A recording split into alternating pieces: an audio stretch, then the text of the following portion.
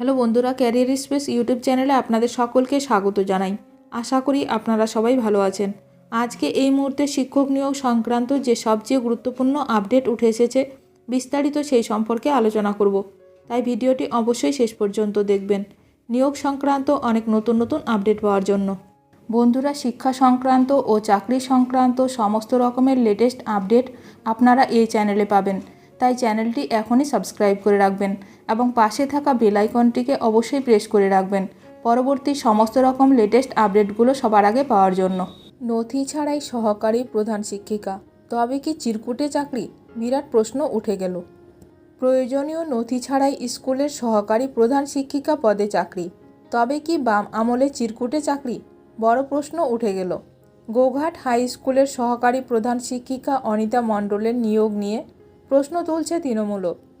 School শিক্ষা দপ্তরের নির্দেশ অনুযায়ী জরুরি ভিত্তিতে বিদ্যালয়ের শিক্ষক শিক্ষিকাদের নিয়োগপত্র নাড়াচাড়া করতেই চাঞ্চল্যকর তথ্য সামনে এলো।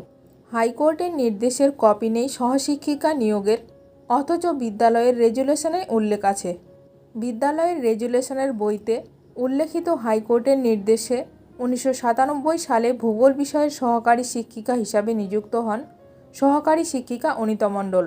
পরবর্তীকালে এই বিদ্যালয়ে 2005 সালে অনিতা মণ্ডল সহকারী প্রধান শিক্ষিকা হিসাবে নিযুক্ত হয়েছেন। বর্তমান সহকারী প্রধান শিক্ষিকা অনিতা মণ্ডলের দাদা স্বপন মণ্ডল সিপিআইএমের দাপুটে নেতা ছিলেন। স্বপন মণ্ডল নিজে একজন বর্তমানে অবসরপ্রাপ্ত প্রাথমিক শিক্ষক এবং তৎকালীন সময়ে হুগলি জেলা প্রাথমিক শিক্ষা পর্ষদের সভাপতি পদেও ছিলেন বলে জানা গেছে। তৃণমূলের আরামবাগ সাংগঠনিক জেলার চেয়ারম্যান স্বপন নন্দী বলেন, বামফ্রন্টের আমলে যে চিরকুটে চাকরি হয়েছে তার একটা জ্বলন্ত প্রমাণ এই অনিতা মণ্ডলের নিয়োগ। তৃণমূল কংগ্রেসের পক্ষ থেকে এই নিয়োগের নিরপেক্ষ তদন্তের দাবি জানিয়েছেন। যদিও দুর্নীতির বিষয় অস্বীকার করেছেন অভিযুক্ত সহকারী প্রধান শিক্ষিকা অনিতা মণ্ডল। তিনি বলেছেন, সমস্ত কিছুই ঠিকঠাকভাবেই হয়েছে, কোনো দুর্নীতি হয়নি, সঠিকভাবেই নিয়োগ হয়েছে।